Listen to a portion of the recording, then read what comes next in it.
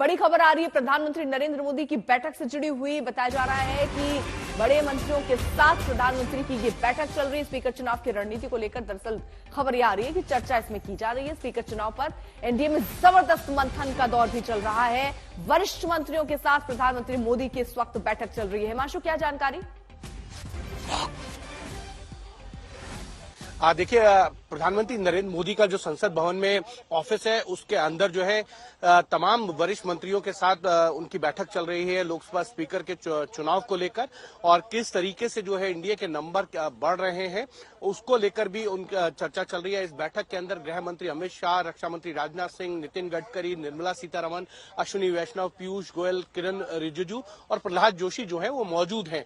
और सरकार की ये स्ट्रेटेजी है कि जो नंबर रहे 293 उसको कैसे बढ़ाया जाए। कल वाईएसआरसीपी ने जो है इंडिया के उम्मीदवार ओम बिरला के पक्ष में मतदान करने का फैसला किया, और उसके बाद हमारे को जो जानकारी मिली है कुछ इंडिपेंडेंट और छोटे पार्टियों ने भी जो है वो एनडीए के पक्ष में वोट करेंगे, इस तरीके का समर्थन जो है वो एनडीए को दिया है। कल देर रात जो है 303 सांसदों का समर्थन जो है वो एनडीए के पक्ष में था।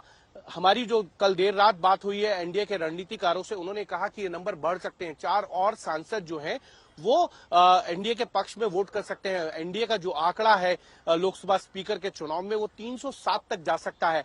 एनडीए की तरफ से हरसिमरत कौर से बात हुई है, चंद्रशेखर आजाद जो नगीना से सांसद है उनसे बात हुई है, शिलांग के जो एमपी हैं रिजी एंड्रूज उनसे भी बातचीत हो चुकी है एनडीए की, और वो भी पक्ष में वोट करेंगे। तो ऐसे में 300 का आंकड़ा और 3 अन्य निर्दलीय सांसदों का भी जो है वो समर्थन भारतीय जनता पार्टी को मिल चुका था कल रात 10 बजे तक, और अब भारतीय जनता पार्टी की कोशिश है कि इस आंकड़े को बढ़ाया जाए, 307 तक लेके जाया जाए। अगर ऐसा होता है तो चुनाव के लिए ही डालते ना।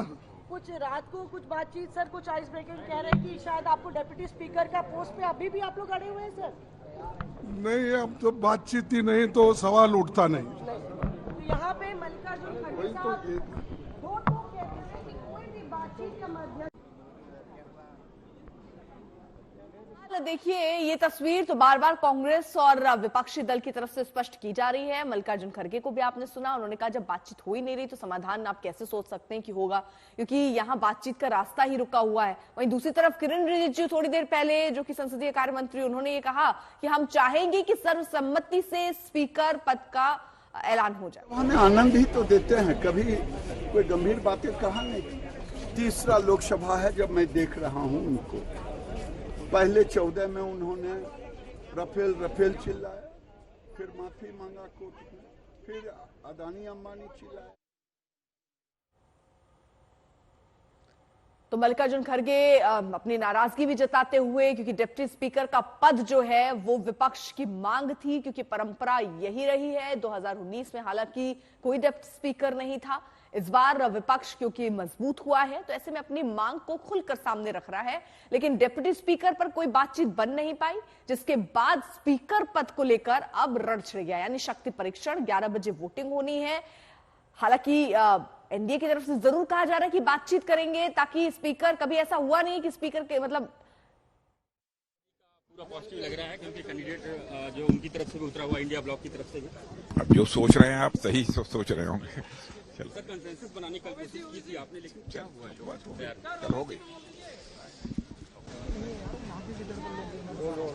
चल में Speaker's elections, and how do you see the India bloc leaders, those who have been nominated by? It is in a democracy. Election is good, I think, because we couldn't arrive at a consensus because of the reason well known to everybody.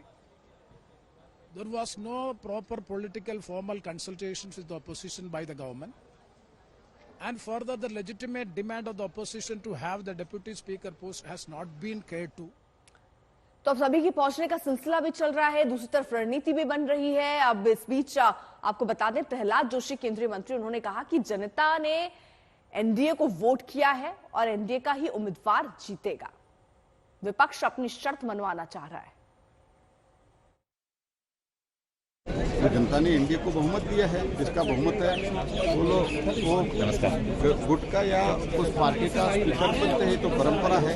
और speaker या deputy speaker ये पक्ष और विपक्ष के बात नहीं होती है, इसमें तो बहुत सिंपल है, जो स्पीकर बनते हैं सबका होता है, लेकिन वो लोग हमको अगर डिप्टी स्पीकर देते हैं तो हम इसमें आपको सपोर्ट करेंगे, यूनानिमस करेंगे, ये बात ठीक है। कितना आश्वासन है कि एनडीए का स्पीकर जो कहते हैं वो जीतेंगे? तो जीत का अपने भरोसा जताते हुए प्रहलाद जोशी यहां नजर आ रहे हो। ये भी कह रहे हैं कि ये जो शर्त रखने की परंपरा विपक्ष ने शुरू की है, ये भी तरीका ठीक नहीं है। वहीं जरा आपको जल्दी से एक बार नंबर गेम भी दिखा देते हैं कि आखिरकार नंबर क्या कहते हैं। वाईएसआरसीपी ने यानी 4 सांसद उनके अब एनडीए को समर्थन देने के लिए यानी ओम बिरला के पक्ष में वोट करने के लिए वो तैयार हो गए हैं। तो अब जो आंकड़ा बनता है वो 304 का है, 293 और ये निर्दलीय भी साथ जुड़ गए तो 11।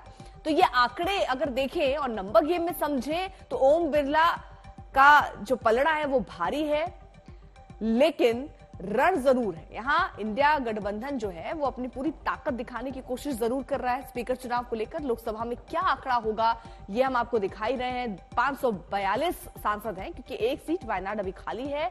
जिन 7 सांसदों ने शपथ नहीं ली है वो वोटिंग में शामिल नहीं हो पाएंगे। ऐसे में 542 में से 535 सांसद ही वोटिंग में शामिल हो पाएंगे।